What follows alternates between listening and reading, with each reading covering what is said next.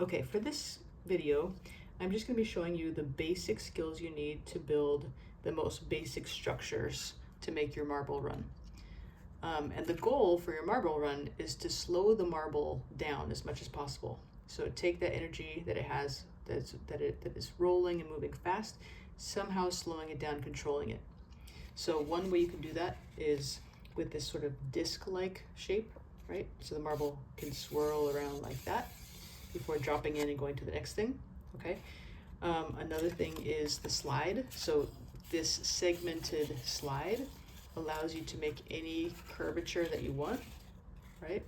So you can make all sorts of curves and slides, and all you would need to do is tape the edges here to hold it. So like if I made a slide like that for my marble, I would just be taping the edges here to hold it together in that shape, okay? This is really useful as well. And then the other thing is you have to build high. So you have to start high, and then your marble run is going to be, your marble is going to be going down because of gravity, right? So you have to build high. So this basic pillar structure is really important, and this is a flange. So this means that these parts come out and you securely attach them to your base, okay? So let's start with this because this is what you have to start with. You have to build up high, and then you can build your structures on top of that.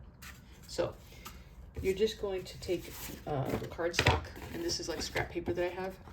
I'm just going to roll it in a tube.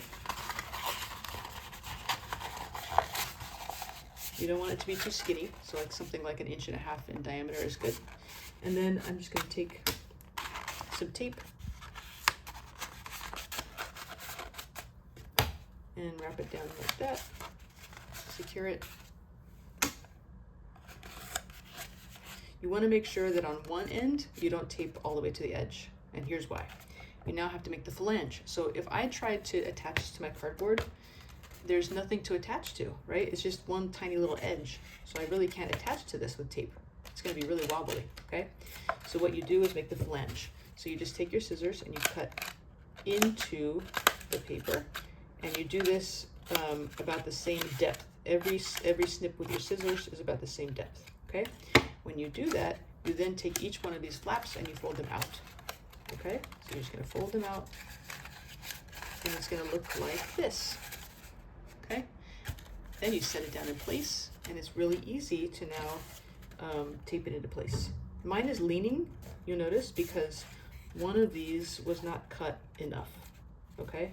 So that's why you have to make sure you cut it the same distance in every time. So I would tape this down. Now it's more secure. Okay, so now I can easily tape this all around, and this is not going anywhere, okay? So this is what it would look like, okay? And you're working with just one base. So you'll be building a lot of these to go up high, and then figure out how you want your marble to come down, okay? So that's one thing, hugely, hugely important to just get this right. Now let's say you wanted to do something like this. I'm gonna show you how to do it. Maybe this is how your marble run starts, and it drops into something else, right? So you would first start out with a big piece of paper. I'm going to make mine pretty small just to show you. And you can use a found object, like maybe I could use the roll of tape, for example. So anything round that you find in the classroom, or you can just wing it. It doesn't have to be exact. Okay, I have roughly a circle here. Okay, I'm going to cut my circle out. Again, you want to use really big paper for this. I'm just going to show you how to do it, but you want to use big paper, so you have a big dish-like thing. So obviously this one is much smaller than this one. Now, I'm going to cut into the center. Again, I'm just going to wing it. So it's roughly the center. Once I'm into the center, I'm going to take my scissors, open them up all the way, put it inside like that, and I'm going to cut a little donut hole out of it. I'm gonna keep going.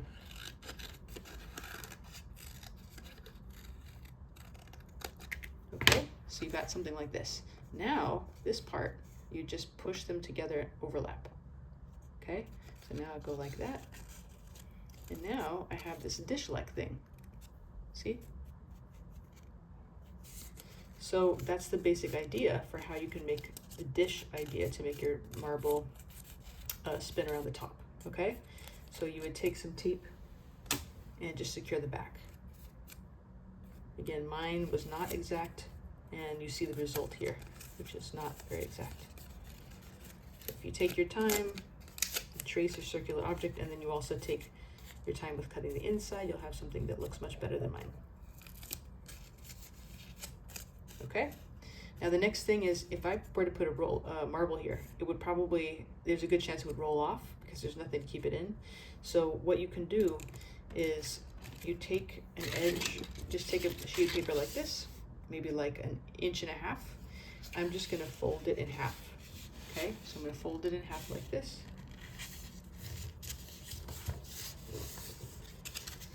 Okay, one side I'm just gonna leave alone, and the other side I'm gonna cut into. So I'm making little tabs. Same idea as with the flange, but I'm cutting right into that fold. Now when I do this, it becomes flexible, okay? So now I can just put this on the edge of my disc, and I can tape the back of it, okay?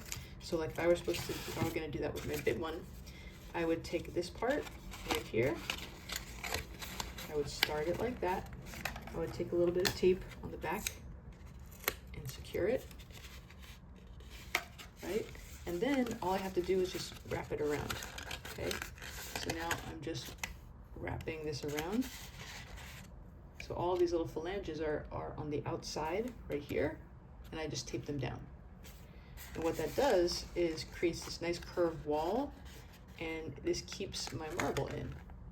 Okay, so this is another really key thing you can use. All right, now last but not least is how to make the slide. It's very easy. It's kind of just like what I showed you, right? So you're just going to take a piece of paper roughly 2 to 3 inches wide, and I'm going to fold it in here and in here. So I'm leaving basically 1 inch in the middle that is not folded into. So let's say something like this. I'm going to fold it. It doesn't have to be exact. And then I'm going to fold this one.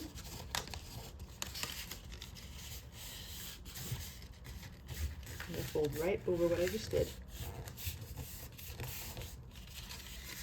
And what you have is something like this. Okay? Now this actually could be used as it is for your marble. You could just use it, you could use a simple incline to make your marble stay in place so it's not going to fly off. It has these walls to keep it in. You could use it just like this. But if you wanted curves, again, all you have to do is snip, snip, snip, keep snipping. And then the other side, keep snipping all the way to that fold, the whole way. And then suddenly you have curvature. Okay, so you can do anything you want with this. So I could, I'll show you this sideways, right? If this is the side view, I could attach this to here. And I would want to do that with the top flange. So if I'm going to attach this to this, it's hard to do that with tape in a secure way. So the top of this can become a flange, okay?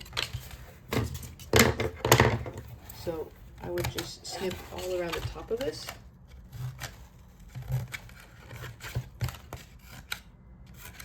So every point of connection should be a flange.